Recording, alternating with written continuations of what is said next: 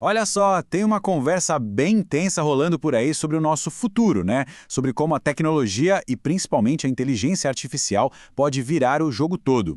Hoje, a gente vai mergulhar fundo nesse debate para tentar separar o que é alarme exagerado do que é de fato a realidade técnica.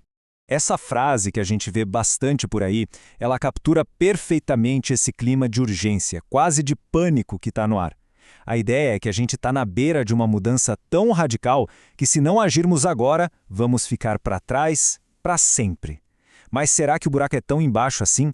Vamos investigar a fundo a tese por trás desse medo todo. Então, para começar, vamos entender a narrativa que alimenta esse receio. É uma história poderosa, bem convincente, sobre como a tecnologia, dessa vez, seria diferente de tudo que a gente já viu. Se antes o grande medo era um conflito global, uma guerra que ia destruir o planeta, hoje o foco mudou completamente. A nova grande teoria, o novo fim do mundo anunciado, é a inteligência artificial. A ideia de que a IA vai simplesmente tornar o ser humano obsoleto, sem mais nada para fazer. E agora, o que é realmente interessante aqui é essa diferença crucial. No passado, a tecnologia, tipo uma escavadeira ou um tear mecânico, substituiu o trabalho braçal, a força física. Só que a IA ataca a nossa última fronteira, o trabalho cognitivo.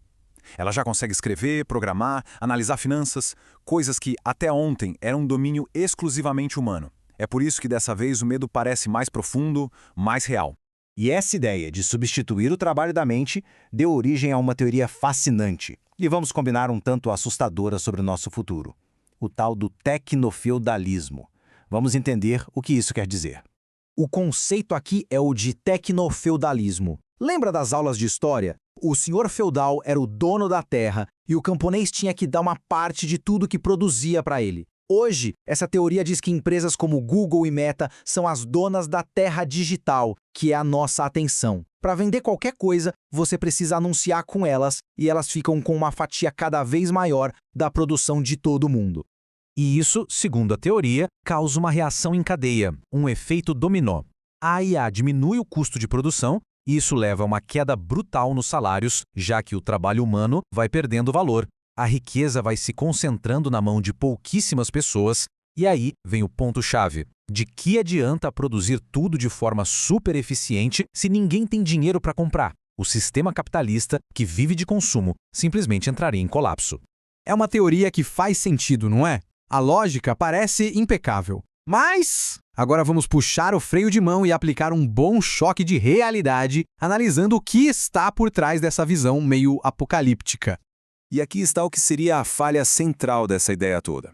A teoria se baseia em acreditar de olhos fechados em tudo que os gigantes da tecnologia prometem sobre o futuro. Ela parte do princípio que a disrupção que eles anunciam vai de fato acontecer exatamente como eles falam. E este slide aqui ilustra isso de forma brilhante. Há 10 anos, nos prometeram caminhões autônomos, mas os motoristas continuam firmes e fortes na estrada. Prometeram o metaverso, que se tornou um videogame caríssimo. Prometeram robôs faxineiros e o que a gente viu foi uma pessoa fantasiada dançando num palco.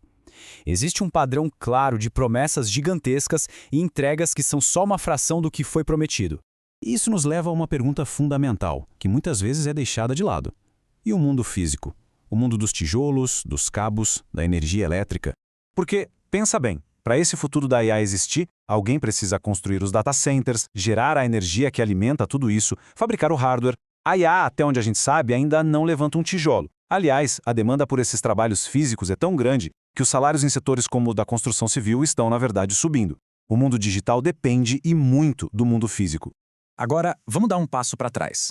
Esse medo de uma tecnologia que vai deixar todo mundo obsoleto, será que é algo realmente novo? A história parece mostrar que talvez não seja bem assim. O que a gente vê aqui é um padrão.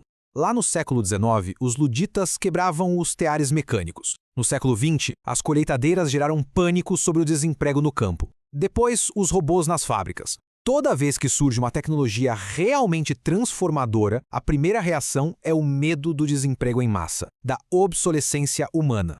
Então, se a dominação total da IA talvez não seja a grande mudança que está acontecendo, quais são as transformações que estão, de verdade, moldando o nosso futuro nesse exato momento? As verdadeiras transformações, aquelas que já estão acontecendo, talvez tenham menos a ver com robôs e mais com geopolítica e demografia. A gente está falando da disputa de poder entre Estados Unidos e China, que redefine o equilíbrio global. Falamos de uma Europa envelhecendo, enquanto outras partes do mundo crescem com populações jovens, e claro, da mudança lenta, mas constante, no cenário econômico com o dólar perdendo, aos poucos, sua hegemonia. Essas são as grandes marés da história no momento. E para colocar tudo em perspectiva, basta olhar para o nosso dia a dia. Todo mundo precisa almoçar e os restaurantes continuam cheios de cozinheiros humanos. Ainda não inventaram um robô que consiga lavar o interior de um carro de forma eficiente. Se a gente ainda não resolveu problemas tão básicos do mundo real, talvez a ideia de que a IA vai substituir todos os médicos e advogados em 5 anos seja um pouquinho exagerada. Menos drama. Então, a conclusão aqui não é que a IA não seja importante. Longe disso. Ela é uma ferramenta poderosíssima que vai sim mudar muita coisa. Mas talvez o debate não devesse ser sobre um apocalipse inevitável. Talvez a pergunta mais importante seja outra. Se a tecnologia não é um destino selado, mas uma ferramenta nas nossas mãos, que futuro nós vamos escolher construir com ela? A responsabilidade, ao que tudo indica, continua sendo nossa.